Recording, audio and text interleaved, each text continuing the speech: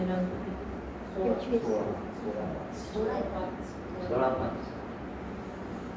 गुरुवार दिनांक 16/5/2024. म्हणता मे महिन्याची किती तारीख आली? 16 तारीख आली. म्हणजे निम्मा मे महिना संपला. आता इथून पुढच्या मे महिन्यामध्ये आपल्याला आपल्या सद्गुरूंचा सप्ताह साजरा करायचा आहे. तेव्हा सर्व साधकांनी, मुख्य मी सांगते की सर्वांनी मनापासून आणि झोकून देऊन सहभाग घ्या. म्हणजे खूप छान आपला सप्ताह तो नेहमीच होतो, सगळेजण भाग घेतात. पण आता नवीन साधक आहेत त्यांना सांगते की झोकून देऊन या ठिकाणी सर्वांनी सेवा करायची आहे आणि सगळं सप्ताह व्यवस्थित पार पाडायचं आहे. खूप छान मजा येते आपल्या इथं 7 दिवस. ज्ञानेश्वरीचं भरगच्च पारायण असतं. त्यामुळं आपल्याला ज्ञानेश्वरी काय जी शिकायची आहे तर ती हळूहळू इथे शिकायला मिळते, शिकते आणि आपल्याला ती कळते पण.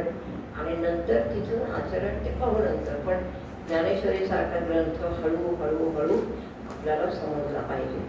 आपला हा विश्वयोग जो आहे ज्याच्यात तुम्ही नवीन लोकांनी आता ॲडमिशन घेतली, मला खूप छान वाटतं. पण त्यासाठी आपल्याला सगळे हे थोडं ज्ञान शिकून घेतलं पाहिजे. खूप छान आहे. खूप स्थिर राहा विश्वयोगामध्ये सर्वांनी आणि कायम राहा. समाजा आशीर्वाद आहे. कोणी हे विश्वयोग सोडून कुठे जायचं नाही. आपण नाही जात, कुठं गेले नाही तुम्ही, पण सांगा. आता आपला आजचा कार्यक्रम असा आहे की मला तिर्लोटकरांनी मला परवा प्रश्न विचारला काल की आई आम्हाला मनावर प्रवचन ऐकायचं आहे.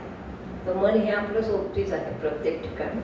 तेव्हा पहिला धडा जो आहे आजचा, म्हणजे योगायोगाने झालं की त्यांनी मला प्रश्न विचारायला आणि मी आजच तो घ्यायला. तर मन हे काय असतं? गुरुवार दिनांक 16/5/2024 आज आपण मन या विषयावर पाहणार आहोत. मन अक्षर किती? 2. म म्हणजे माझं, अन्न म्हणजे नाही, जे माझंच नाही त्याला मन म्हणायचं. बरोबर असतं का मन आपलं कधी? ते ते आपल्याला शिकवतं खूप, असं कर, तसं कर. एक तर ते सगळं आपल्या मनाप्रमाणे होत नाही आणि जरी झालं तरी ते शाश्वत टिकत नाही. आपण जीवन जगतो, आपण बाकीचं सगळं तुम्हाला माहिती आहे, पण मनाने सांगितलेलं खूप चिरंजीव काळ टिकत नाही. बरोबर आहे. मन काय सांगतं आपल्याला? काय तरी सांगतं. खूप प्रत्येकाचा विषय वेगवेगळा आहे आणि एका क्षणाला मन सांगत असतं. क्षणाला मनाचे निश्चय बदलतात. हे मन हे आहे काय वस्तू? कुठं आहे शरीरात? आपण या ठिकाणी दिव्य ज्ञान हे शिकवतो की ही सांगणारी प्रत्येक वस्तू तू मन हे मीची करेल. मन आहे कुठं हे पहिलं शिका. म्हणजे स्वतःच्या शरीरामध्ये ज्ञानाचा उजेड भरभक्कम पडेल. कुठं जायची गरज नाही. मन कुठं आहे? जे आपल्याला आनंद काळ फिरवतं. इकडं फिरवतो, तिकडं फिरवतो. किती टप्प्यामध्ये यश घेऊन येतं आपल्याला कळत नाही की मग काय करायचं आता पुढे. एखाद्या वेळी आपण गोंधळून जातो आणि सारासार विचार आपल्याला कधी राहतो, कधी राहत नाही. हे सगळं जे घडवून आणतं, कधी चांगला एखादा मित्र असेल तर आपल्याला उगीच त्याचा संशय येतो. हे सगळं कोणामुळे होतं? मनामुळे होतं.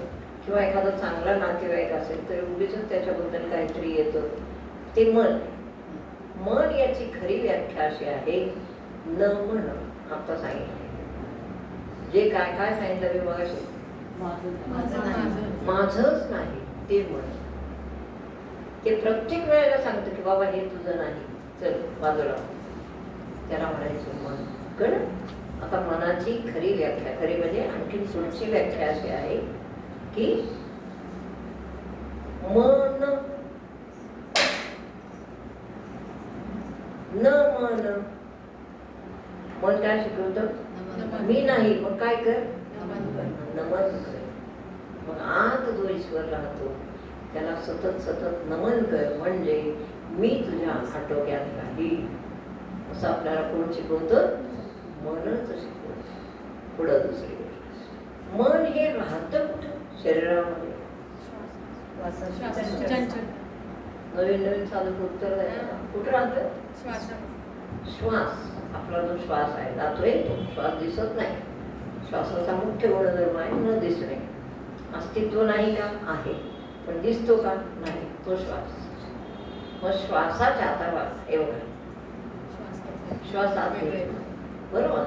या श्वासाची चंचलता आहे. श्वास स्थिर नाही. ध्यानी मनुष्याचा श्वास कधीतरी पुढे स्थिर होईल, आता तर स्थिर नाही. मग स्थिर नाही म्हणून श्वासामध्ये जी चंचलता आहे त्याचं नाव मन, ही शास्त्रोक्त व्याख्या. श्वासामध्ये जी चंचलता आहे तिथे राहतं ते मन. म्हणजे ती चंचलता कशात आहे? श्वासात आहे. तेच मन. म्हणजे मनाची राहण्याची जागा श्वासात आहे. नेहमी लक्षात ठेवा. तुम्हाला टिपणं काढायचं असते तर एखादी वही आणि पेन आणायचा, म्हणजे आपल्याला घरी वाचलं तरी कळतं. मन हे कुठं राहतं? श्वासाच्या चंचलतेमध्ये मन आहे. श्वास चंचल आहे. जोपर्यंत मनुष्याला सद्गुरू मिळत नाही, जोपर्यंत ध्यान कळत नाही, किंवा जोपर्यंत काही मार्ग दिसत नाही, तोपर्यंत श्वास अख्खा कसा आहे? सतत चंचल. काही त्याला म्हणजे सामान्य माणसांचं बघा, आपलं नाही. सामान्य माणसांचं कसं चालतं बघा बाहेर, हा केवळ चंचल. मग ते श्वासाची चंचलता हे आपल्याला माहित नाही. त्याला आपण मन हे नाव ठेवलं. न मन माझं नाही ते मन. मन कधी आपलं ऐकतं का? आता आपल्याला पुष्कळ काय काय वाटतंय मनाला, असं व्हावं तसं व्हावं, ते होतच नाही. त्याचं नाव मन. म्हणून मनाच्या आतमध्ये गुप्त जो आहे परमात्मा, त्याला शरण गेल्यावर मन आपली जागा टाकतं. मग परमात्मा आपलं म्हणणं ऐकतो. मन कधीच ऐकणार नाही. जे ऐकतच नाही ते मन. ज्याच्याजवळ सतत नकार घंटा ते मन. अजिबात काही मनासारखं होतच नाही कधी. संसारात त्याच्यासाठी ईश्वराने आपल्याला ठेवलेला आहे. संसार कोणी नाही नाही नको नको म्हणायचा नाही. म्हणजे म्हणायचं आहे, आपोआप होतं ते आतून. संसाराची काय म्हणतो नित्यता ही क्षणभंगूर आहे.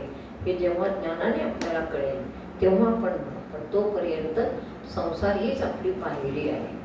ज्याच्यामध्येच राहायचं आहे, ज्याच्यामध्येच जगायचं आहे, ज्याच्यामधली कर्म नीट करायची आहे, प्रत्येक कर्म व्यवस्थित करायचं आहे, तिथं शिकायचं. तिथे संसारामध्ये ही एक पायरी आता तुमच्या ॲड झाली की संसारामध्ये राहूनच परमार्थ उत्तम करायचा आहे. कळलं?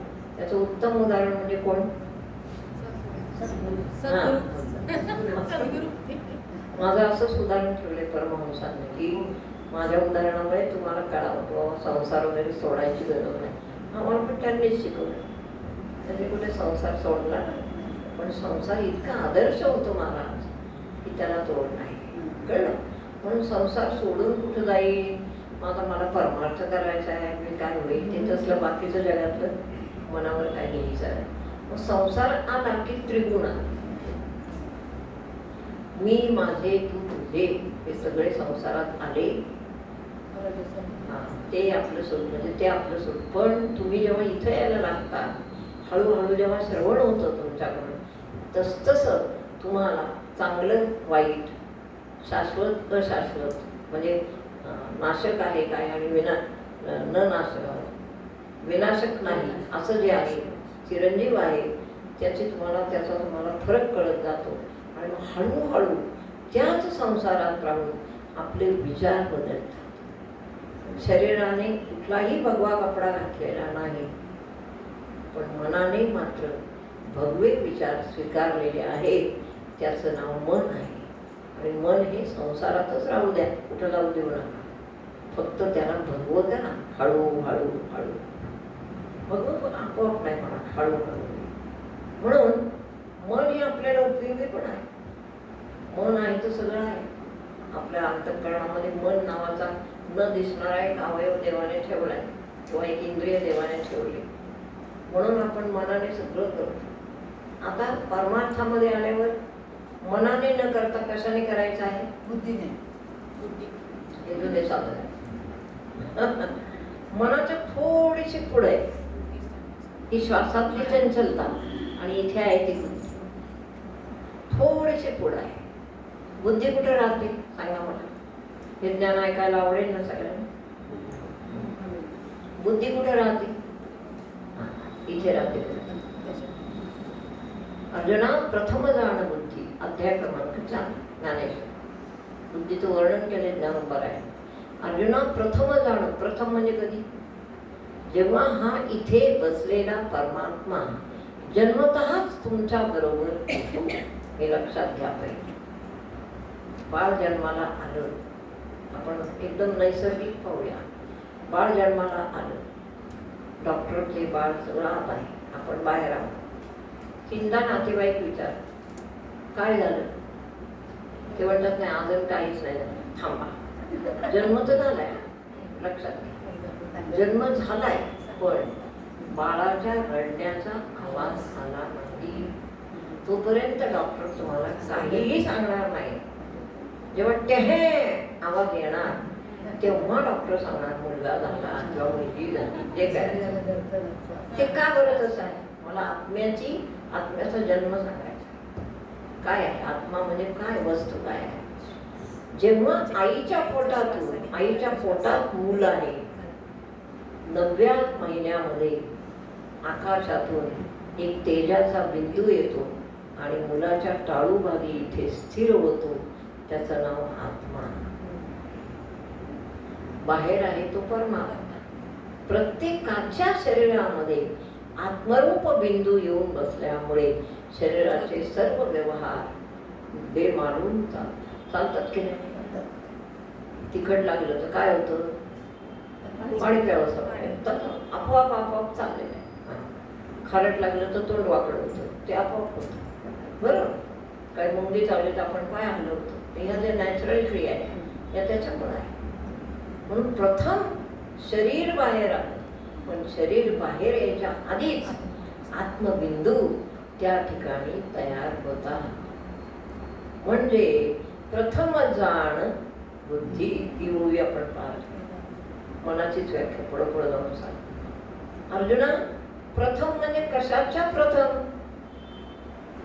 प्रथम हा जन्माला आला मनुष्य तेव्हा त्याच्या या बुद्धीमध्ये डोक्यामध्ये आत्मबिंदू प्रथम आला आहेच. त्याच्यानंतर प्रथम जाण बुद्धी हे आहेच स्वरूप सगळ्यांसाठी. त्याच्यानंतर आहे ती काय आहे? बुद्धी. म्हणजे इथं या भागाला बुद्धी असं म्हणतात. हे मी तुम्हाला आत्ता का शिकवते? अवघड नाही वाटत? आत्ता का शिकवते तर हळूहळू हीच रेष आहे जी आपल्याला पुढचं शिकवल्यावर अवघड वाटणार नाही. मग बुद्धी आहे. बुद्धीचा जन्म तेव्हाच झाला जेव्हा बाळ जन्माला. ज्ञानोबरायांनी विचारलं श्रोतांना किंवा भगवंतांनी अर्जुनाला विचारलं गीता सांगताना. गीता कुठं सांगितली? कुरुक्षेत्रावर. हे लक्षात घ्या पाहिजे. गीता कुठं सांगितली? कुरुक्षेत्र म्हणजे काय होतं? युद्धाचं क्षेत्र आहे.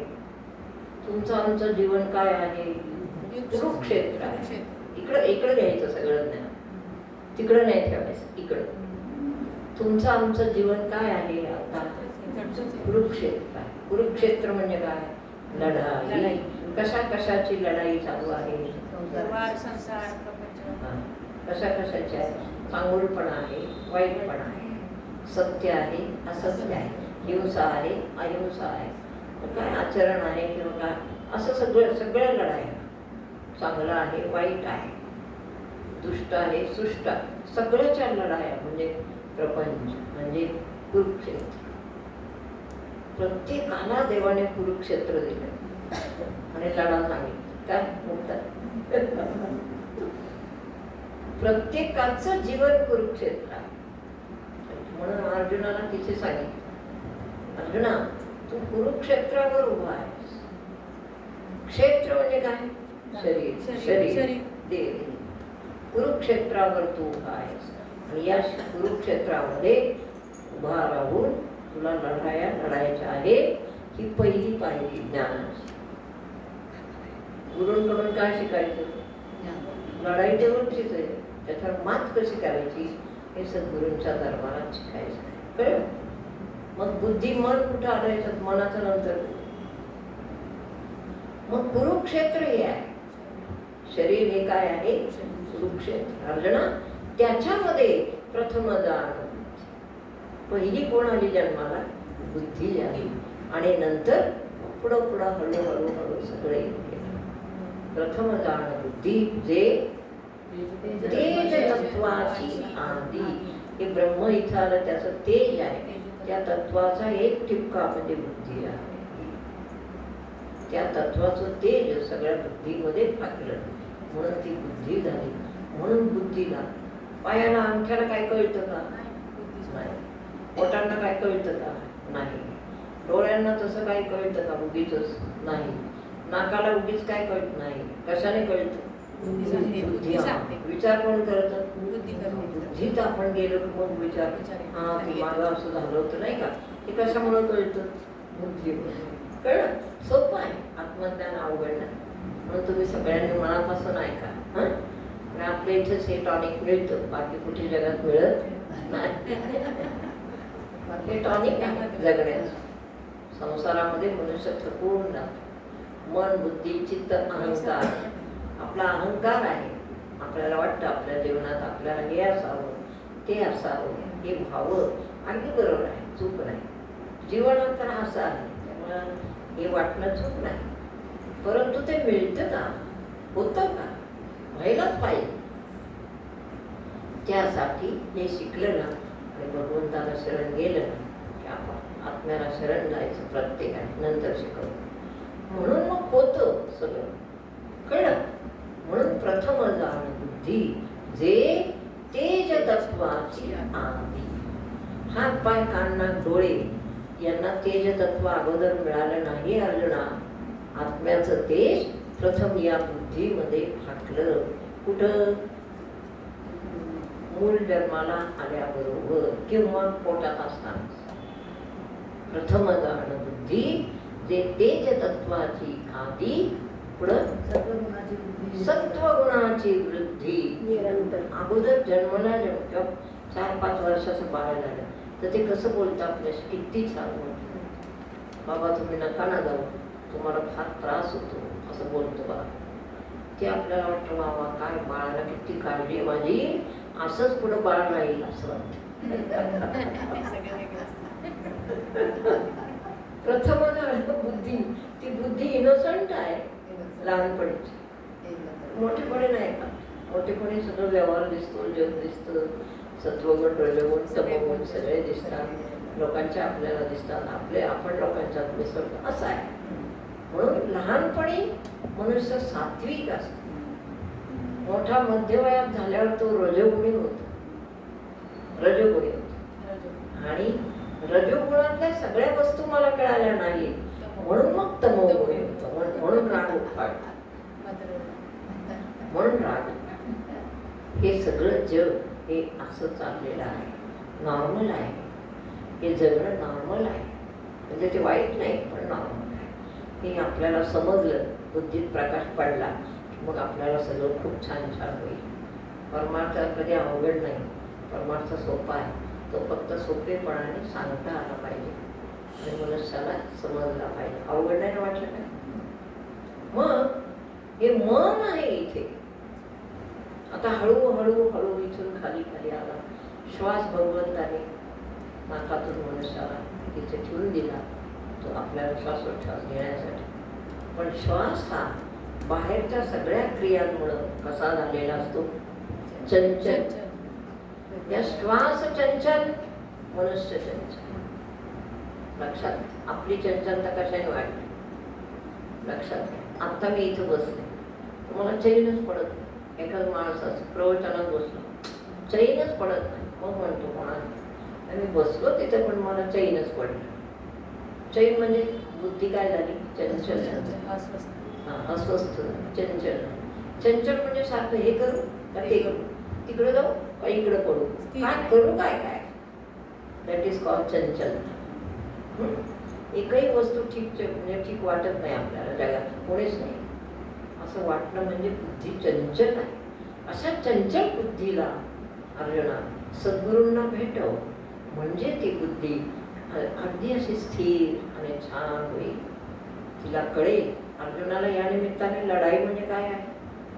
लढाई हा हे निमित्त आहे भगवद्गीता लिहिण्यास. लढाई याचीच आहे, मन बुद्धी चित्त अहम सहित प्राण. काम क्रोध लोभ मद मोह मत्सर या षड्रिपूंची लढाई आहे मनुष्याचं जीवन. म्हणून तिथे भगवंताने गीता सांगितली.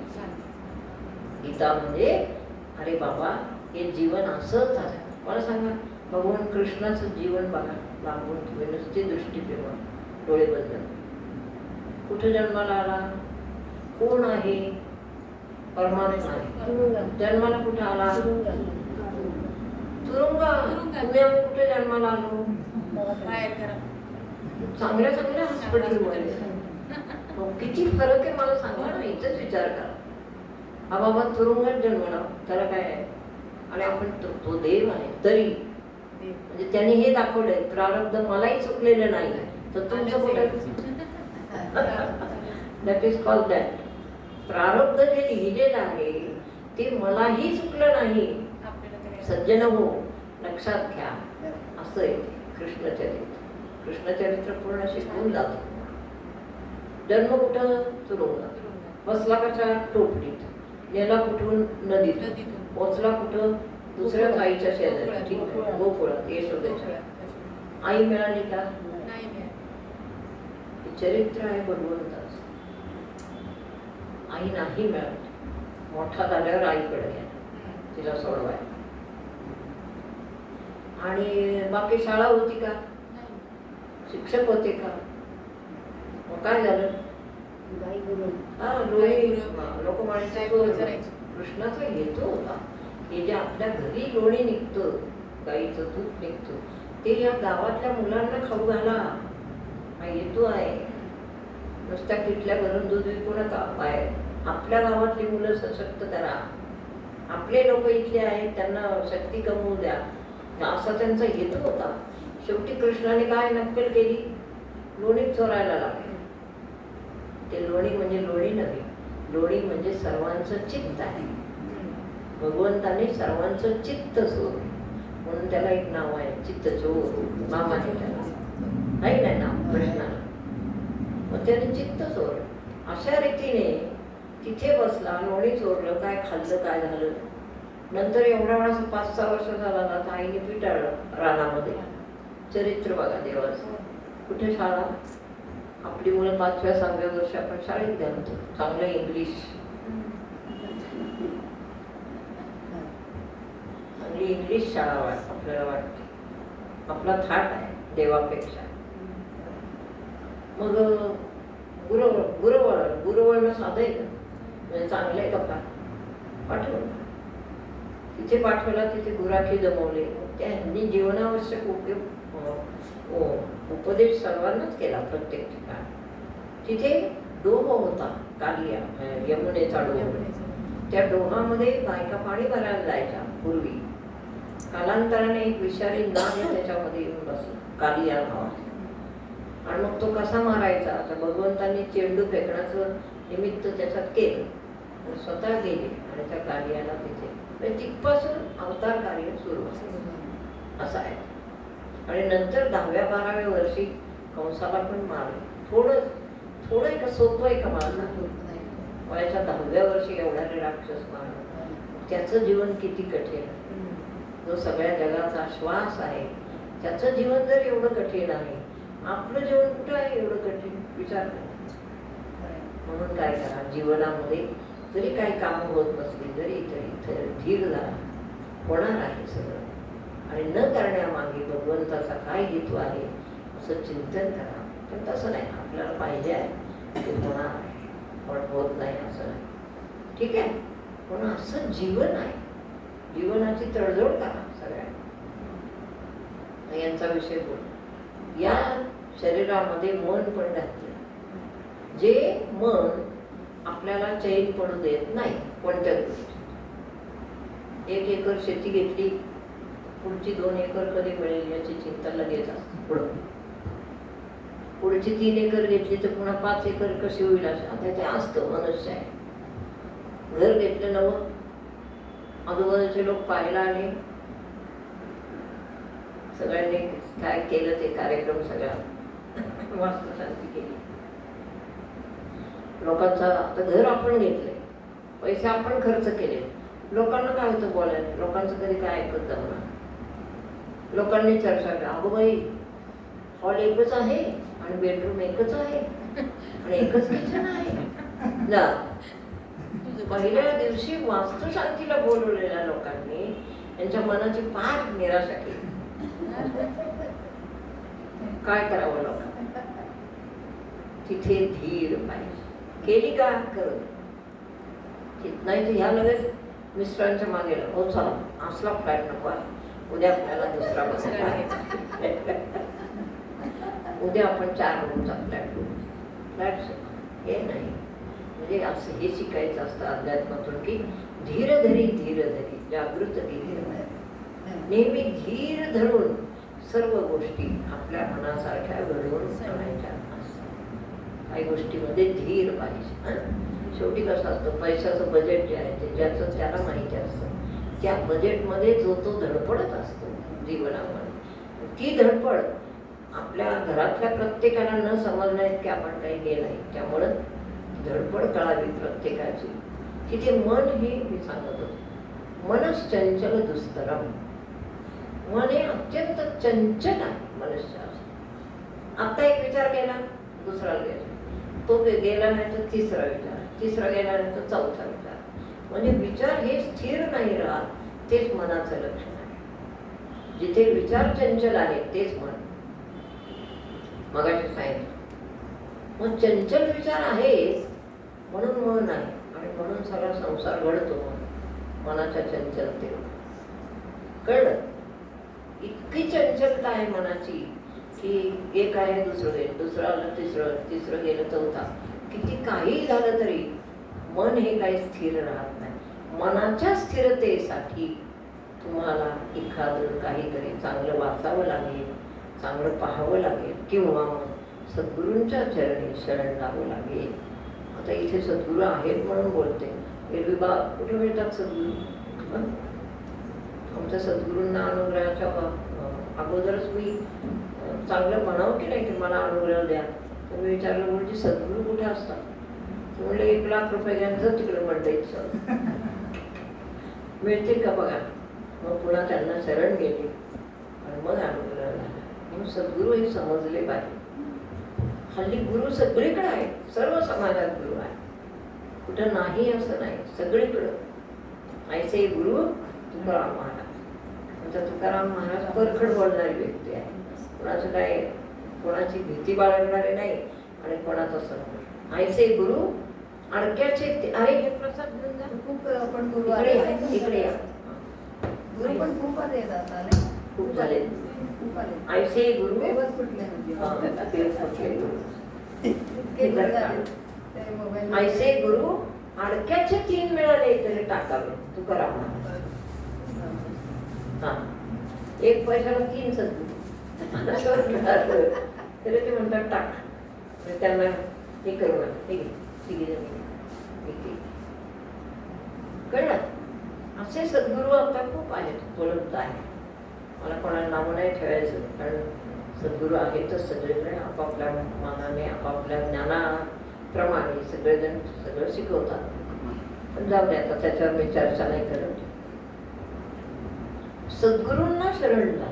प्रपंच आहे, नोकरी आहे, आपला व्यवसाय आहे, जे काही आहे ते आहे, ते संसारासाठी आहे. प्रत्येक मनुष्य प्रपंचामध्ये स्वतःच्या स्वतः एकटा असतो. हे लक्षात येते का? येते का? हळूहळू आलं नसेल तर नंतर. स्वतःच्या स्वतः आत डोकावलं तर कसा असतो? एकटा आहे.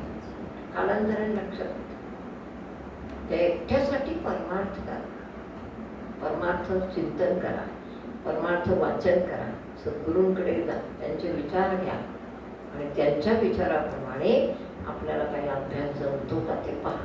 म्हणजे आपलं मन स्थिर होईल. स्थिर मनाने प्रत्येक गोष्ट विचारात घेतली तर त्याचं संपूर्ण स्वरूप आपल्याला नीट कळतं. ते कळल्यावर आपल्याला परमार्थ आणि प्रपंच याच्यामध्ये फरक उरत नाही.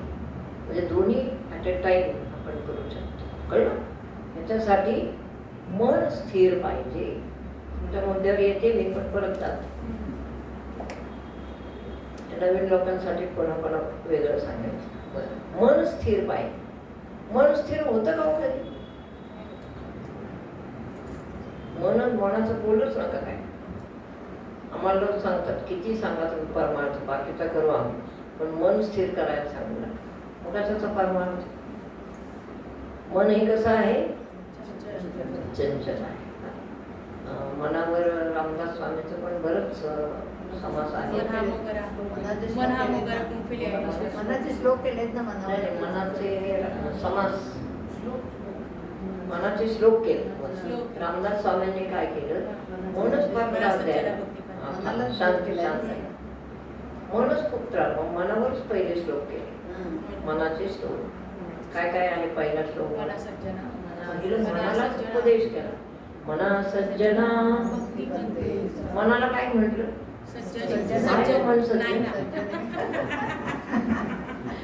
उलट करायचं. मनाला सांगायचं बाळा थांबा जरा, मी तू काय मागतोस ते मी देणारच आहे तुला, पण थोडं थांब हा, आपण नंतर. लहान मुलाला समजावतो तसं मनाला समजवत समजवत समजवत थापटून थोपटून आपल्या बाजूने करून घ्या. लक्षात घ्या नवीन लोकांना. मना सज्जना भक्तिपंथेची जावे, तरी श्रीहरी पावी देतो स्वभावे. जनी मनाला पथ्य काय? जनी निंद्यते सर्व सोडून द्यावे, जनी वंद्यते सर्व भावे. पहिला श्लोक. मना सज्जन. मनाला सज्जन म्हणते. बाळा तू सज्जन आहेस, मी तुला वंदन करतो. आपण ध्यानाला बसा, मग बघा मनाची करामत. मुद्दाम सांग. ध्यानाला बसा, मग मनाची करामत बघा. ध्यानाला बसलं की असं वाटतं नाही कोणीतरी येईल काय? नाही येणार. मग बसा. आसन घातलं परत वाटतं नाही आपल्याला चहा प्यावं असं वाटत होतं काय? मग उठला, चहा ठेवला, किती वेळ गेला? अख्खा ध्यानाचा वेळच गेला चहा. परत बसले, परत दार वाजलं, परत उठले. याचं नाव मन इज इक्वल टू चंचलता. चंचलता इज इक्वल टू मन. कळलं? हे आहे. पण ज्ञानोबारायांनी त्याच्यावर पण प्रकाश टाकला. तू मनही मीच करी, माझी या भजनी प्रेमधरी, सर्वत्र नमस्कारी मज एकाते. हा एक उपाय, मनावरचा एक उपाय आहे. काय उपाय आहे? आपण ध्यानाला बसलो. आता आम्हाला सराव झाला, आमचं ध्यान लगेच वर जाऊन बसतं. पण ज्यांना सराव नाही त्यांचं ध्यान पायापर्यंत पण येत नाही, गुडघ्यापर्यंत पण. मनाला एक तुम्ही सराव लावा. ध्यानाला बसलं की पायाच्या अंगठ्याकडे बघ यायचं, डोळे बंद आहे. वृत्ती पायाच्या अंगठ्याकडे इकडे लावायची, पाया. लक्षात ठेवा. पायापासून सुरुवात करायची. आपण आपली वृत्ती, आपलं मन वर वर वर वर सगळ्या देहामध्ये ऊर्ध्व जाऊन इथे बसलेला आहे, अशी वृत्ती घ्या. मनाचा प्रवाह वर वर वर वर जाऊन भुकुटी मध्यामध्ये दोन भुयांच्या मध्ये स्थिर झाला आहे, असं म्हणून इथेच लक्ष देऊन ध्यानाला बसायचं. आता इथून पण लक्षात. हे मनाच्या चंचलता हरण्याचा तुमचा काय अनुभव आहे? मनाचा तुमचा नाही काय कवलेली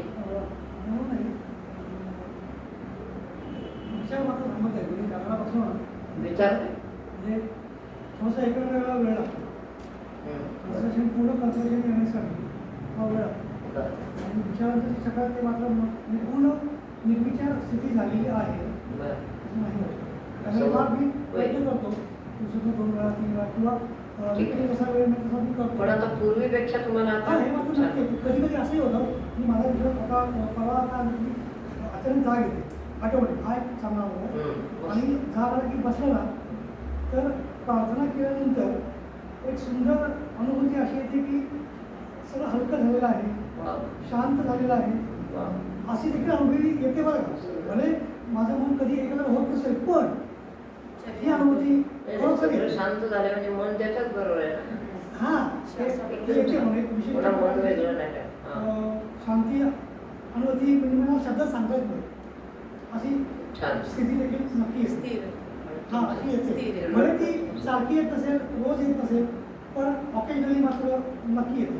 ही गोष्ट खरी. आणि 4 वाजता काय होतं की आठवणीने जाग येते, म्हणजे माहीत ती नाही जाग येणंच विशेष ती आहे. येते, पण म्हणजे ती शक्ती बरोबर उठवते. 4 वाजता हा एक जाग अनुभव. येणं म्हणजे ईश्वर तुम्हाला उठवतो हा आणि येते. शक्ती सांगते की तुम्ही आता बसा, एक्झॅक्टली.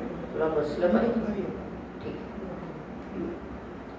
लक्ष याचे स्थिर होत नाही तर मग ते मी सांगितली ती युक्ती का मन जे आहे म्हणजे आता मन इथं आपण एकदम तसं ना पायापासून असं लक्ष द्यायचं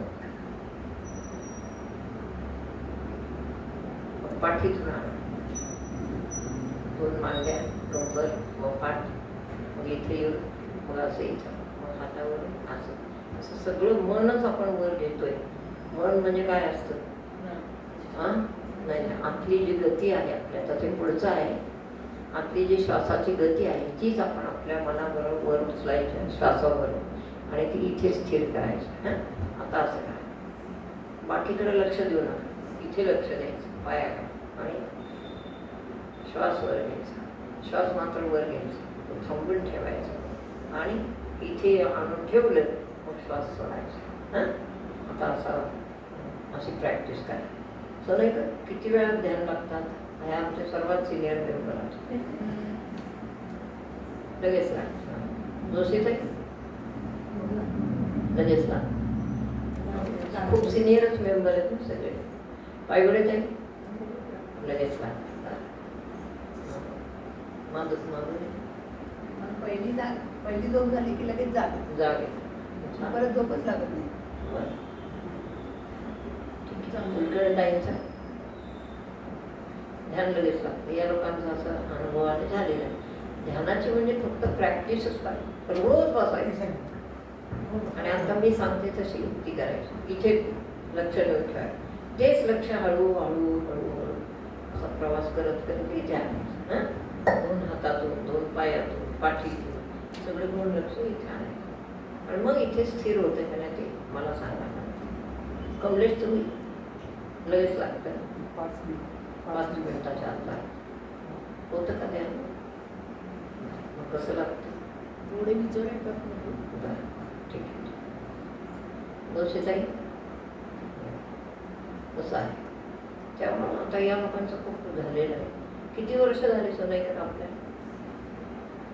18-19 वर्ष जास्त 30 वर्ष झाली. 30-35 खूप वर्ष झाले त्यामुळं ते काय घोटून अभ्यास झालेला आहे. तुम्हाला कृती असं काय शिकून घ्या फक्त सगळं. तुम्हाला अशीच वर्ष खूप होती, तुम्ही लोकांना शिकवणार आहात, असं आपला आश्रम चालणार आहे. हां तर मन अवघड नाही. मन जरी चंचल असलं, जरी पुन्हा पुन्हा बाहेर येत असलं तरी पुन्हा आवरायचं, पुन्हा गेलं तरी पुन्हा आवरायचं. ही तुमची चिकाटी ठेवा, आपल्या अंगात चिकाटी ठेवा, मनाला आवरायची. नाहीतर कसं आहे एखादं पाळलेलं कुत्रं आहे त्याच्याप्रमाणे मन वापरा. पाळलेलं कुत्रं असतं ते काय करतं? पुढं पळतं, साखळी असते, मालक काय करतो? ओळखतो. आपल्या इथं आहेच की आपला शेरू, शेरूच्या आठवण आली आपण मागं ओढतो. मागं ओढतो म्हणजे मन पुढे चालले, त्याला सतत सतत काय करायचं? मागे ओढून स्थिर करा.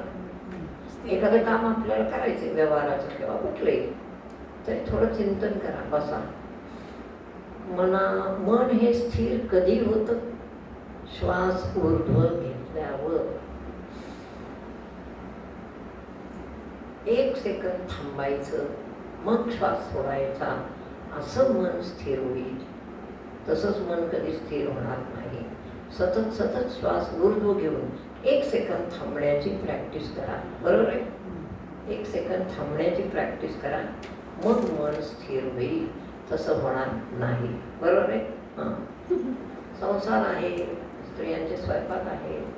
मग बघा मन चंचल असलं किंवा काय गडबडीत असलं तर स्वयंपाकही बिघडतो एखाद दिवशी स्त्रीचा. काय कळतच नाही कशात काय टाकलं, मीठ किती टाकलं, मिठाच्या ऐवजी काय पीठ टाकलं काय कळत नाही. तेव्हा समजायचं मग मन नव्हतं थाऱ्यावर. कळलं कसं आहे. कोणतीही गोष्ट ही मनाच्या साह्यानेच आपल्याला करायची. आता आपला अभ्यास आहे, अभ्यासाचा ज्ञानेश्वरी समजा कोणी घेतली पण तर पहिली ओवी आहे ओम नमो जियाद्या वेद प्रति. ती ओवी वाचली तर परत इकडं तिकडं बघतो काय झालं काहीच झालं नाही. पुन्हा नजर पुढच्या ओवीवर जाण्यावेळी पुन्हा त्याच ओवीवर जात. चंचल ही म्हणत चंचल ही म्हणत कृष्ण प्रमाथ बलवत अर्णा. फक्त चंचल मनाला आवरायचा प्रयत्न कर.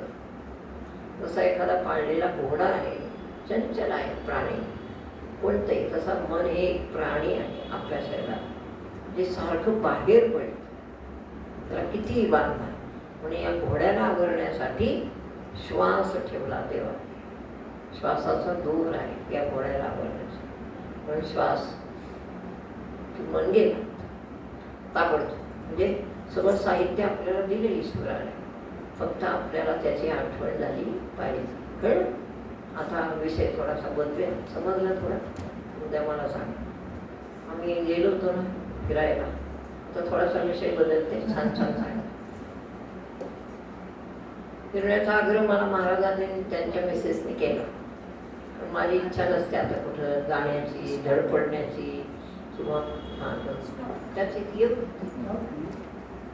माझी इच्छा नसते असे धडपडण्याची किंवा जास्त पाडण्याची अशी मला इच्छा नाही आता. आणि होणार पण नाही शरीराने. म्हणून मग मी निगेटिव्हच होते तेव्हा. पण आमच्या सोनईकर ताई, आमच्या भगिनी आणि सविता मावशी आणि हे दोघं ह्या सगळ्यांनी मला उठवलं. शेवटी काय जरुरीपुरते कपडे घेतले आणि गेलो. या या या आपण आता काश्मीरला जाऊन येऊया.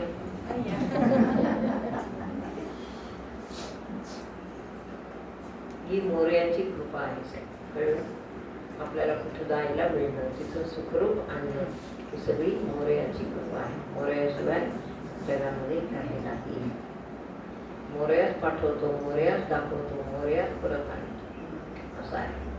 मोर्यावर निष्ठा ठेवा पूर्ण. मोर्यांच्या कृपेत आम्ही निघालो. ट्रेन काय होती त्यांच्या त्या वेळेत. कधी होती, सकाळी का रात्री होती ट्रेन? संध्याकाळी 5 वाजता इथून जाण्याची ट्रेन संध्याकाळी 5. आम्ही निघालो. गेलो बसून. यांनी सगळं ते केलंच होतं. 2 टायर AC वगैरे सगळं होतं. बसलो, जागा छान मिळाली, सगळं झालं. मग काय तर रेल्वेतला प्रवास हळूहळू रेल्वे पोहोचली. कुठं पोहोचली? वैष्णवी देवीला जाऊन कटरा. वैष्णवी देवीला पहिला प्रवास तिथे झाला की कटरा नावाचं गाव लागतं. त्या कटरा गावामध्ये वैष्णवीचं मंदिर आहे वर उंच डोंगरावर. तर ती घटना अशी आहे वैष्णवीची की ही वैष्णवी जी आहे ती एका गरीब आईबापांच्या पोटी, कटरामध्येच ही घटना झालेली आहे. फार काळ गेला. गरीब आईबापांनी आई वडील नमस्कारतात देवीला की देवी तू आमच्या पोटी येशील का. तर मग त्यांना मुलं होतात आणि शेवटी देवी त्यांच्या पोटी येते म्हणजे मुली होतात सगळ्या. त्यांना काय वाईट वाटत नाही. मग ही देवी मुलगी पोटाशी आल्यानंतर ते तिचा खूप लाड करतात. छान त्यांना कळतं की ही देवी रूपाने आपल्याकडे आलेली आहे. पण घरची गरिबी आहे, खूप गरीब आहे. दोघं नवरा बायको काही काम वगैरे करून चरितार्थ चालवतात. तर जशी ही मुलगी मोठी मोठी होत जाते तसं तिला कळतं की त्या कटरा गावामध्ये एक भैरव नावाचा मनुष्य आहे. त्याचं नाव भैरव नाही, तो भैरवी विद्या करत असतो सगळ्यांना. पहा समाजामध्ये अशी सगळी माणसं असतातच, एक अनुकूल दुसरा प्रतिकूल. मग लोकांना आपल्या विद्येच्या नादाला लावायचं आणि त्यांना गाड्याने विद्येत नेऊन बसवायचं. त्यासाठी हिचा अवतार असतो भैरवीचा. मग एक दिवस हा मनुष्य आहे, तिचे वडील म्हणतात की नाही मी ही मुलगी जन्माला यावी माझ्या पोटी म्हणून मी अमुक व्रत केलं होतं. तर ते व्रत आता आमचं पूर्ण झालं म्हणून आम्हाला गावजेवण घालायचं आहे. गावजेवण घालायला सगळ्यांना हा भैरव मुद्दाम सगळ्या गावाच्या फार सगळ्यांना गोळा करून आणून समोर बसवतो अंगणामध्ये. बसवल्यानंतर त्या आई वडील चिंता करत असतात. पातेली मोकळी मोकळी मांडलेली असतात सगळ्या. आता सगळेजण पंक्ती बसल्या तरी अन्न काहीच नाही. खात्री असते त्या मुलीची. मग ती मुलगी खेळता खेळता आत जाते. नुसते अशी केल्याबरोबर सगळी पंचपक्वान्नांनी ताटं भरतात, ती पातेली भरतात. आणि मग हे आत जाऊन सगळी पंचपक्वान्न सर्व गावाला इतकी सुंदर जेवण घालतात की बस. पण तो भैरव, तो खोडकर आहे आणि अनिष्ट विद्याकारक आहे. भैरव विद्या म्हणजे चांगली नाही. तेव्हा तो त्रासच देतो तिला, सारखा त्रास द्यायचा, सारखा खोड्या काढायचा. एक दिवस ते अति झालं. भैरवी पण मोठी झाली. अति झाल्यानंतर कोणाला कळत नाही हा देवीचा अवतार आहे. कोणाला कळावं जगामध्ये कळत नसतं कोणाला. त्यामुळं त्या कोणाला कळलं नाही. आई वडिलांना कळलं तर त्यातलं त्यांचं चालूच होतं. मग ही भैरवी बाहेर पडली आणि त्या भैरवाला पुढवलं, चल तिकडं वळ. मग हा जो डोंगर आहे भैरवीचा, त्या पर्वतामध्ये त्याला खेळवत खेळवत खेळवत खेळवत असं दाखवलं की ती उंच वरच्या गुहेमध्ये गेली आणि तिथं तिने त्याला ठार मारली. तिथं म्हणजे छोटी होती त्याचा मोठी वैष्णवी झाली आणि तिथं तिने त्या सगळे देव वगैरे त्या ठिकाणी प्रसन्न झाले आणि सगळे देव तिच्यासाठी तिथे येतात असं दाखवलं. मग तो भैरव मरता मरता मागणं मागतो की आई साहेब मला तुम्ही आहात हे मला कधी कळलंच नाही, म्हणून मी सामान्य बुद्धीचा आहे, मला कळलं नाही काही, म्हणून मला आता क्षमा करा आणि माझं जे हे शिर तुम्ही तोडलेलं आहे धडापासून ते माझं इथंच असू देत. मी कसा आहे याची लोकांना आठवण देण्यासाठी ते माझं शिर इथं असू देत आणि माझा आपल्याला अखंड नमस्कार असू दे. आणि म्हणून लोकांनी इथं पण मला नमस्कार करावा कारण मी तुम्हाला शरण आलेला असं वगैरे मागणं. आत्ता त्या भैरवीला वैष्णवीला इतकी गर्दी असते, प्रचंड गर्दी. पण आता खूप सोयी छान केलेल्या आहे. डोली आहे, रोपवे आहे, पायी जातात घोडे. मग ते असं झाल्यामुळं आम्ही आपल्या डोलीत बसून आम्ही गेलो, छान दर्शन वगैरे घेतलं आणि छान मजा आली. तिथे थंड हवा आहे. दर्शन घेऊन पुन्हा खाली आलो. मस्त एक दीड दिवसाचा तो प्रोग्राम सुंदर झाला सगळा. तुमच्यासाठी बत्तास यायला ह्या आणलेल्या आहेत तिथल्या. आणि तो प्रोग्राम झाल्यानंतर मग मुलं होती ना यांची सगळी आमच्यावर, त्यांनी आम्हाला सुचवलं की नाही आम्हाला काश्मीर पण बघायचे. मग थोडंसं काश्मीरच्या आत थोडं थोडं नेलं त्यांना प्रत्येक. तिथे ते घोड्यावर त्यांनी बसले, ते गेले. आम्ही आपली खालची सगळी हे पाहिली नैसर्गिक स्थळं. तिथं छान छान फोटो काढले सगळं. आम्ही तिघी चौघींनी पण आमची मज्जा केली. हां. आणि नंतर शेवटच्या प्रवासाच्या टप्प्यामध्ये आम्हाला एक खूप उत्तम देवीचं आणखीन एक ठिकाण सापडलं तिकडे काश्मीरच्या बाजूला. खीर भवानी म्हणून एक भवानी मंदिर आहे. तिचं इतकं मोठं जंगल आहे, तपश्चर्य खूप मोठं. तिची कहाणी सांगितली त्यांनी त्या पुजाऱ्यांनी की सीतामाता सगळ्या प्रसंगाला कंटाळल्या. त्यांच्या जीवनामध्ये त्यांना कधी सुख लाभलं नाही. कोणती स्त्री असेल तरी तिचं असंच होतं, ती कंटाळली. आणि हनुमंताला जवळ बोलवून त्यांना ऑर्डर सोडली की हनुमंता मला तुझ्या खांद्यावर घेऊन मला हिमालयाच्या खोल खूप जंगल भाग आहे तिथं मला एकांतात सोडून दे, मला ध्यानाला बसायचं आहे. असं सांगितल्यावर मारुतीराय उद्गारले म्हणजे आईसाहेब मी पुरुषांसारखं तुम्हाला इथं कसं बसवून देऊ, तसं शक्य नाही. मग ती म्हणाली नाही मी पाणी बनते तुझ्या कमंडलूमध्ये. तो कमंडलू तिकडंच.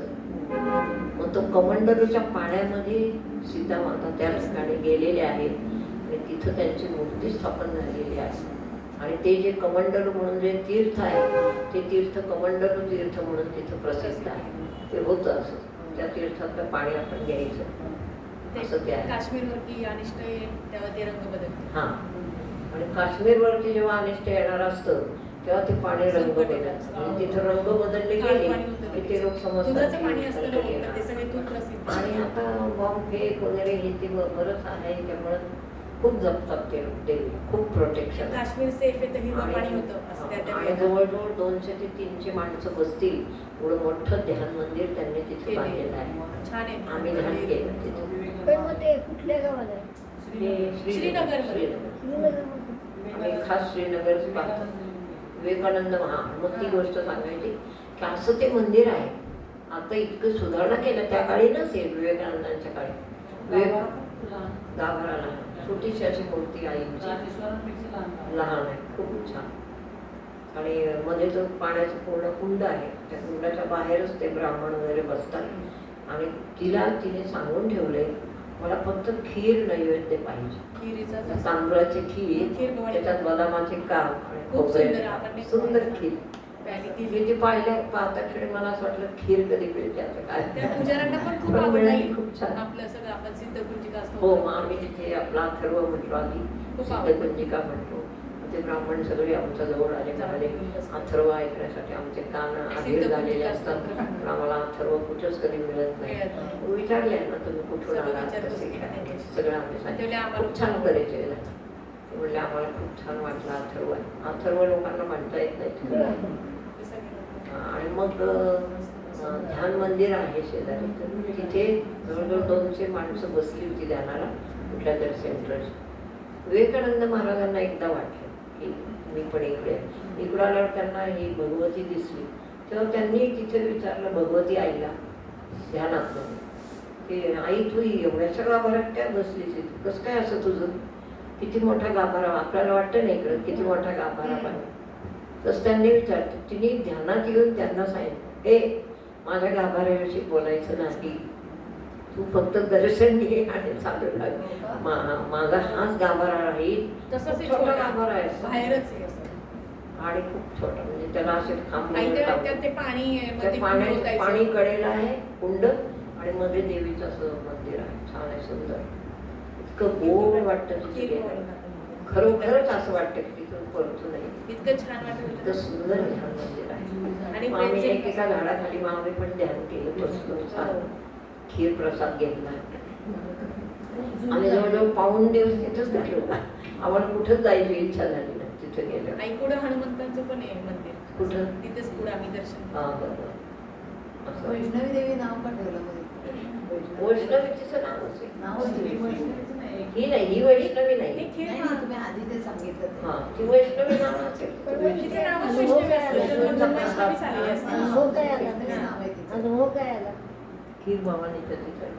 आणि ध्यानाला बसलो आम्ही, आणि ते विवेकानंदांचं चरित्र फार अनुभव नाही, पण इतकं शांत, म्हणजे माझ्यासारख्या व्यक्तीला तर ते सोडूनच नाही आलं पाहिजे असं वाटलं मला. आणि समोरच बर्फाचे फक्त डोंगर तुमच्या वगैरे सर्वांसाठी पायमानी परत फिरले, नाही तर आय डोंट वांट. इतकं छान आहे. कमी केलं.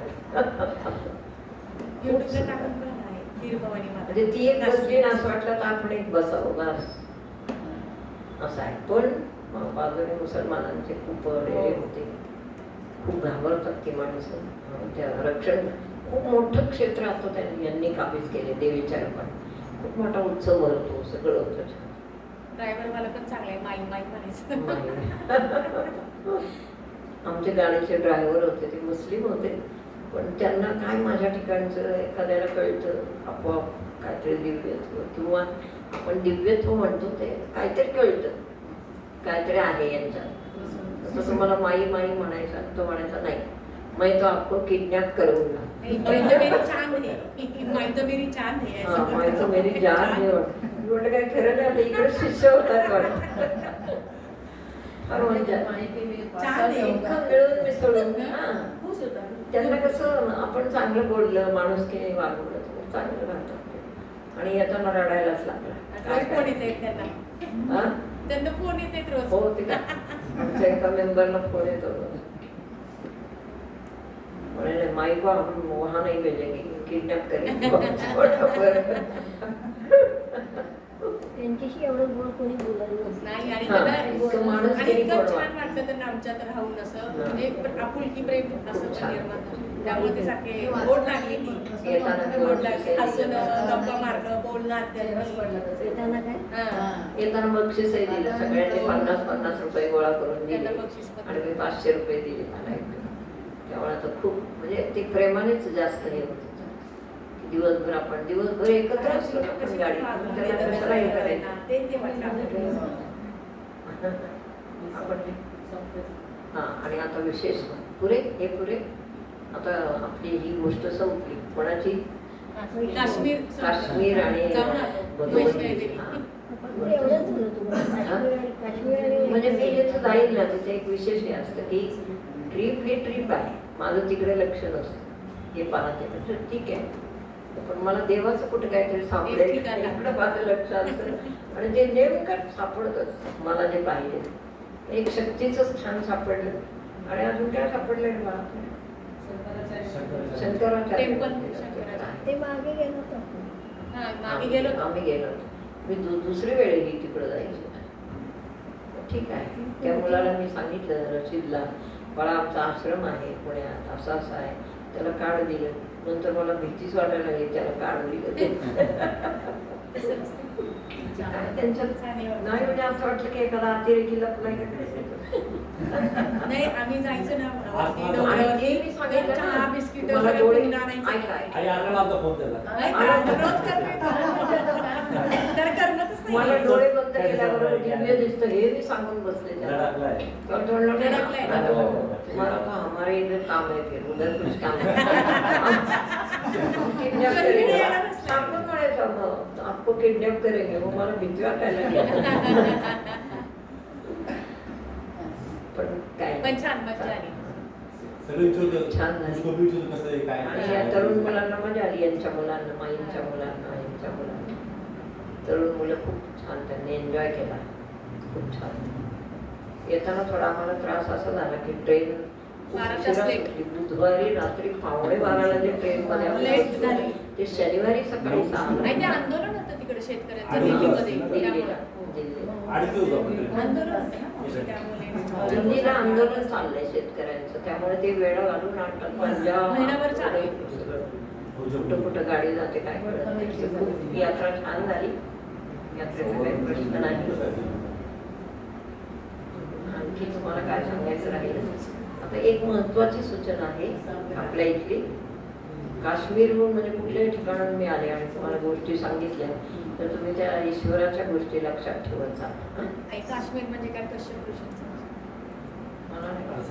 कश्यप ऋषींनीच. हा, आणि काश्मीर हे काय आहे मूलतः आपल्या महाराजांना माहिती आहे. त्यांनी सांगितलं. काश्मीर हे मूळ कश्यप ऋषींचं स्थान आहे. आपले प्राचीन ऋषी सप्तर्षींमध्ये कश्यप आहे ना. हो.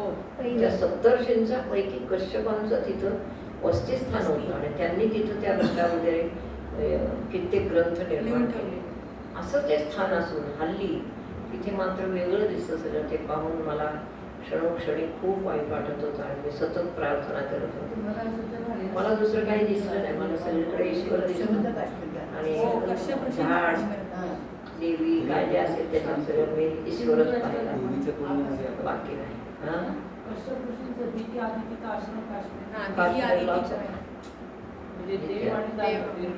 हा, झाल्यापासून त्यांच्या नावानंच काश्मीर पडलं. हा, काश्मीर. त्यांच्या नावानेच पडलं.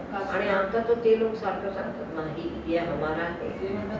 हा पण म्हणत होता ना, काय त्याचं नाव, रशीद रशीद. तो पण म्हणायचं नाही माहित ये हमारा है. हा ना. हम नहीं देंगे. हो म्हणायचं आम्ही पण. नाव दे, माल कुठे घाला. ये हमारा है. ये आम्ही कोई नहीं ले सकता. केला झाला की संकल्प. नाही, मागे आपण हे केलं होतं ना, नदीमध्ये काय टाकलं होतं बघा. सफरचंद जी काय फळं मिळाली ती नाही का चिनारमध्ये ते इथे. यावेळेस सफरचंद काय तिची झाडाला नव्हती, हा सीझन नव्हता, हिवाळ्यात असतात ती, म्हणून त्या लोकांनी ऍडव्हर्टाईजसाठी प्लास्टिकची सफरचंद लावून ठेवली ती झाडा. पण ते ज्यूस लगेच त्यांनी घेतलं आपल्याला हा, काढून तयार असेल. ठीक आहे. म्हणजे यांना सगळ्यांना खूप मज्जा आली. माझं पण चिंतन छान झालं, मलाही मज्जा आली, काही प्रॉब्लेम नाही. विशेष हे देहाने तिथपर्यंत नेलं आणि नीट तिथपर्यंत आणलं, हे विशेष आहे. तर तुमच्या सर्वांची इच्छा सांगेल आहे, आमच्या माताजी कुठे का जायना, इथे आम्हाला परत पाहिजे, अशी ती जी इच्छा आहे त्या इच्छेने या ठिकाणी मी व्यवस्थित आहे. पण असं वाटलं ना, प्रॅक्टिकल तुम्ही 15 दिवस भेटल्याने पण असं वाटलं अनेक वर्ष हा, भेटलं. तसं होतं. मला खूप आठवण यायची तुमच्या सर्वांची. माझी स्वप्नात आले होते तुम्ही दोन. माझे साधक काय करत असतील, त्यांना कसं वाटत असेल. या दोनदा स्वप्नात आले मला. महिना झाला का? अरे बापरे, हो. नाही, महिना झाला नाही, संकष्टीला होता की तुम्ही ते. संकष्टी नंतर नव्हतो आम्ही. मग संकष्टीला त्याच्यावर तिसऱ्या चौथ्या दिवशी आम्ही गेलो. तिसऱ्या दिवशी 3 आठवडे झाले. 3 आपल्या दृष्टीने 3 दिवस पण खूप आहेत का? हो, मग काय. बरं, आता आपला परमहंसांचा सप्ताह जो असतो 7 दिवस आपण या ठिकाणी साजरा करतो. तो सप्ताह किती तारखेला सुरू? 25 मे ते 31 मे तारीख सर्वांनी लक्षात ठेवा. बरं, हँडविल आपल्याला हातात हवा आहे का असं फोनवर आलं तरी चालेल? चालेल ना फोनवर? कोणाकोणाला फोन? Social media? सगळीकडे केली आता. हां, बरं, आम्ही हे शिकतोय आता. म्हणजे मला ते मी म्हटलं हँडविल हातात पाहिजे.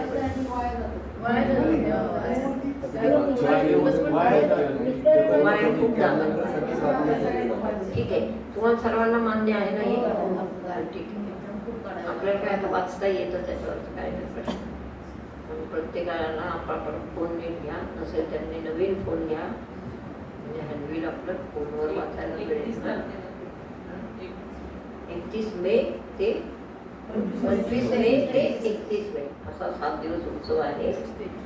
7 दिवस आपल्याला सकाळी 9 ते दुपारी 11:30 ते 12 पर्यंत ज्ञानेश्वरी पारायण या ठिकाणी असतं.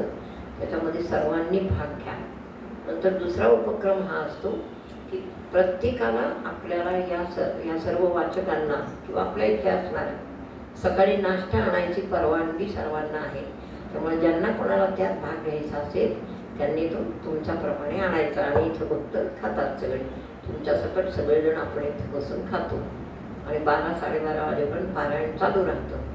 त्याच्यानंतर हा एक टप्पा आहे. नंतर दुपारी म्हणजे संध्याकाळी 6 वाजता प्रवचनाचा कार्यक्रम असतो आणि प्रवचनानंतर काय असतं?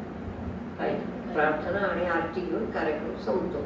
असा रोज म्हणजे 7 दिवस. 7व्या दिवशी आपण प्रमुख उत्सव करतो म्हणजे परमहंसांची पुण्यतिथीचा उपक्रम. परमहंस 22 मेला शांत झाले. 25 मे 1992 साली ते शांत. वैशाख शुद्ध अष्टमी त्या दिवशी ते शांत झाले. म्हणून त्याच दिवशी त्यांची पुण्यतिथी करायची असते. कळलं? परमहंसांवर खूप सर्वांनी विश्वास ठेवा. खरे होते, खरे आहेत. त्यांनी एक खरा शिष्य निर्माण करून इथे ठेवला आहे. त्यात ते किती खरे असतील पहा. त्यांच्या स्वभावाचं, त्यांच्या कर्तृत्वाचं, त्यांच्या निष्ठेचं ईश्वरावरच्या किती वर्णन करावं तेवढं थोडं आहे. हां, परमहंस हे ईश्वरच आहेत तुमच्या दृष्टीने. त्यामुळं एका ईश्वराची आपण या ठिकाणी पुण्यतिथी साजरी करणार आहोत. जयंतीपेक्षा पुण्यतिथीला महत्त्व आहे. मनुष्य जन्मतो कसा त्याच्यापेक्षा तो जातो कसा याला महत्त्व जास्त आहे. जाताना सामान्य नाही गेलं पाहिजे. जाताना श्वास वर ऊर्ध्व घेऊनच गेलं पाहिजे. समर्थांचं एक तुम्हाला म्हणजे परमहंसांचं एक उदाहरण सांगते की ते शेवटच्या 1-2 किंवा 3 दिवस हार्डली त्यांना काही झालं नव्हतं. पण लोक म्हणायचे काय झाले हे, पण काही नाही. कुठं सलाईन नाही, काही नाही, नाकात नळे नाही, काही नाही. घरचे म्हटले थोडंसं ठेवू आपण हॉस्पिटलमध्ये. आम्ही तर शेवटी मी हट्टालाच पेटले होते. मी म्हणायचे की नाही, मी आहे, सोनाईकरताई आहे, माझं घर थोडंसं लहान असेल पण त्यांचं घर मोठं आहे, तिथे आम्ही परमहंसांना ठेवतो आणि 10-12 शिष्य आम्ही सेवा करू असं मी ठणकावून सांगितलं त्यांच्या घरच्या लोकांना. पण ते नको म्हणा. म्हणजे नाही, सर्वांना मग तेच सांगितलं, गुरुजींच्या मतेच ठरलं की नको. मग ते कालांतराने घरच्यांचं मत ठरलं की आता 2-4 दिवस हॉस्पिटलला यायचं होऊ दे, तिथं काय सलाईन वगैरे नव्हतं ते लावलं त्यांनी. मग सगळे शिष्य सारखे भेटायला जायचे दिवसभर. त्यांच्या मिसेस ताई आमच्या हाकलायच्या प्रत्येकाला, पण तसं काही नाही. आणि परमहंसांनी शेवटच्या श्वासाच्या शेवटच्या क्षणापर्यंत गेलेल्या साधकांना अभ्यास शिकवले. असा श्रेष्ठ सद्गुरू कोण असतो का मला सांगा. आजपर्यंत कोणीही झाला नसेल असा श्रेष्ठ सद्गुरू आहे आमचा. म्हणून मला त्यांचा सार्थ अभिमान आहे. कळलं? आपल्या सद्गुरूंचा अभिमान धरावा. बाकी कशाला कोणाचा धरायचा आहे? असतो आपल्याला, आपल्या मुलांचा आहे, मुलांचा, सर्वांचा असतो. पण आपल्या श्रेष्ठ सद्गुरूंचा अभिमान धरा. आणि त्यांनी तिथेच हॉस्पिटलमध्येच लोकांच्या कानावर घातलं. माझ्यानंतर नवलेताई याचा धर्मप्रचार करतील आणि त्यांना गादीवर बसवा वगैरे वगैरे. नंतर ते सगळं झालं काय त्यांच्या इच्छेप्रमाणे. आणि त्यांनी एक विशेष गोष्ट त्यांच्या ठिकाणी आहे, गेल्यानंतर आपल्या हेमंतबाई असतात ना इथे काबरा, आम्ही सगळे, मी बसले होते, त्यांच्या मिसेस होत्या, आम्ही सगळे बसलो होतो शिष्य. हेमंत भाई असे उभे होते माझ्या पलीकडे. तिथे गेल्यानंतर लक्षात घ्या, श्वास काय झालाय, गेलाय, पण या महात्म्याने आपला श्वास थोडा ठेवला असावा वातावरणात, हे महान आहे. आणि त्यांनी तो श्वास हेमंतच्या ठिकाणी प्रस्थापित केला. तेव्हा गेल्यावर आणि हेमंत भाईंना आतून आवाज आला की बाळा तू घरी जा, टेप रेकॉर्डर लाव, कॅसेट लाव आणि तू ध्यानाला बस. तुझ्या मुखातून मला बोलायचं आहे. कोण सांगतं मला सांग. एखादा थोर महात्मा असल्याशिवाय असं कर. आणि जे बोलले हेमंतच्या मुखातून जे आलं ते टेप केलं गेलं. आणि ती कॅसेट तू नवलेताईंना दाखव आणि घरी दाखव असे निरोप आहे. मग ते हेमंतबाई घेऊन आले माझ्या. तोपर्यंत मी, माझे कुटुंबीय, विवेकचे दादा, आम्ही सगळेजण सारखे, आमचे अश्रू थांबतच नव्हते कोणाचे.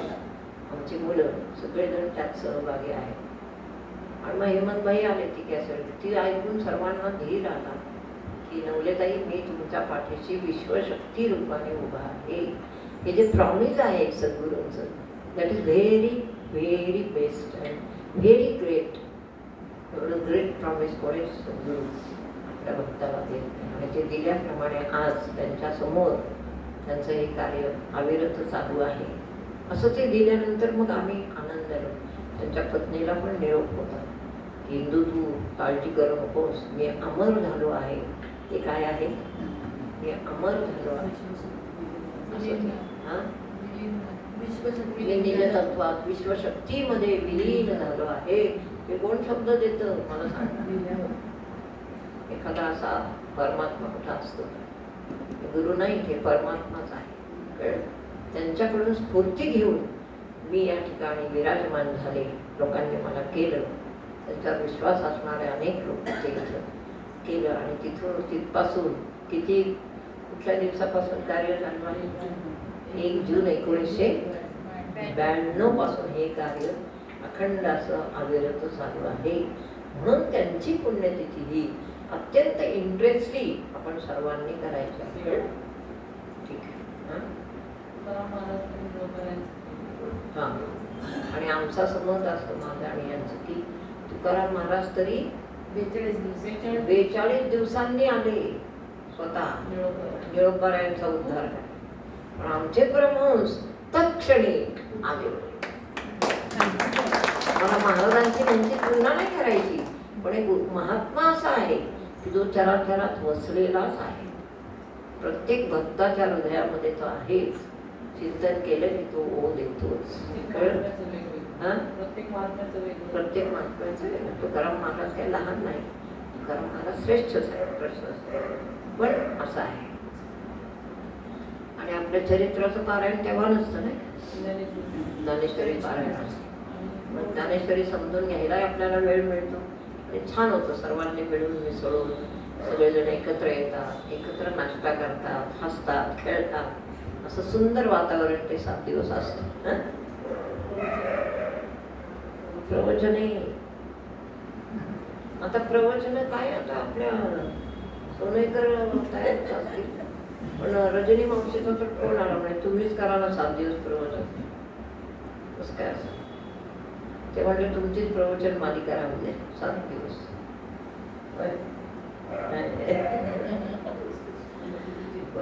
कसं अवघड आहे ना.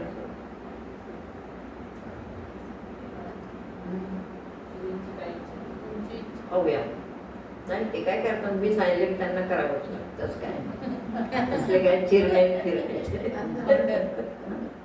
मी सांगितलं बसा म्हणजे बसत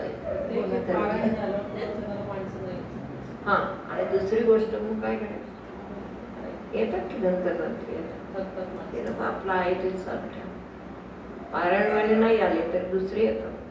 ठीक आहे, जरी पारायणाने आपण 2-3 तास थकलो तरी याची तसदी थोडीशी संध्याकाळी पण घ्यावी, अशी विनंती आहे. चला, जसं छान छान होईल तसं करा आणि कार्यक्रमाला हजर राहा. सर्व पारायणाला कोण कोण बसणार आहे हातवर. सकाळची वेळ तुम्हाला घ्या कामात, संध्याकाळी या. प्रवचन कीर्तन महाराजांचं पण आता ते काय करतात बघू, नाहीतर मग कीर्तनही एखाद्या वेळी त्यांचं ऐकायला मिळेल, सांगता येत नाही. छान कीर्तन असतं. सर्वांनी बहुसंख्येने भजन आहे, हरिपाठ. आपल्या पायगुडेताई असतात, त्यांचं मंडळ आहे हरिपाठ. त्यामुळे 3 ते 5 त्या हरिपाठ या ठिकाणी घेतात. आहे ना आपल्याला जायचं 5 ते 5 ते 6 वाजता. 5 ते 6 5 ते 6 किंवा 4:30 ते 5:30 म्हणजे आपल्याला अर्धा तास प्रवचनाला वेळ लागतो तयारी. तुमच्या कामांच्या दृष्टीने पहा दोघं जण, आणि कोणत्या वेळेस तुम्हाला यायला मिळेल ते पक्क करा आणि या. सगळ्यांना चालेल. बाकी अजून काय सांगायचं? काय विसरले का मी? पारायणाला कोण कोण बसणार आहे ते पाहते बस पारायण. बसतील मी सगळे. आता आपल्याकडे खुर्च्या आहेत, काय प्रश्न?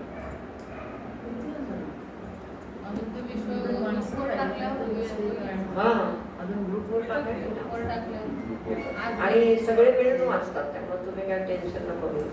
सुरुवात करून दिली की होते. आता देशमुख आहेत आपले, हेमंतभाई आहे, देशमुख आहे, शितोळे आहे, माई भोसले आहेत, सगळे येतील. किरण आहे, मी आहे, गुर्जरताई आहे.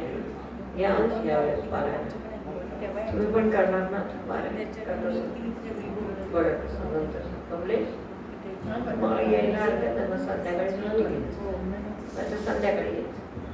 तुम्ही संध्याकाळी पण रोज यावं लागेल,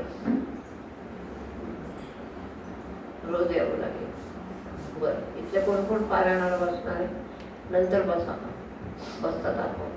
ठीक आहे, बसतील सर.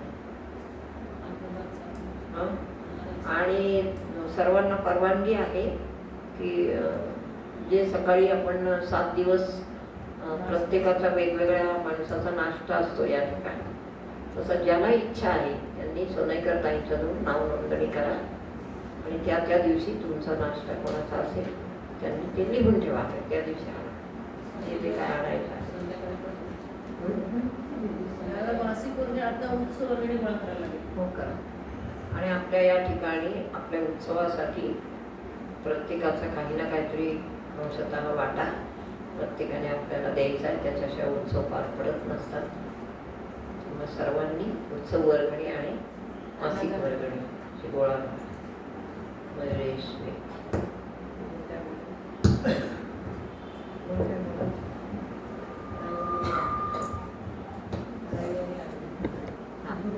एक मुख्य सूचना राहिली. या रविवारी आपला आवडता सत्संग आहे विवेक महाराजांचा. काय सत्संग? आद्य गणेश तत्व. तुमचा सर्वांचा आवडता विषय आहे तो. या रविवारी सकाळी आपण पार पाडूया. सर्वांनी बहुसंख्येने हजर राहा. मयुरेश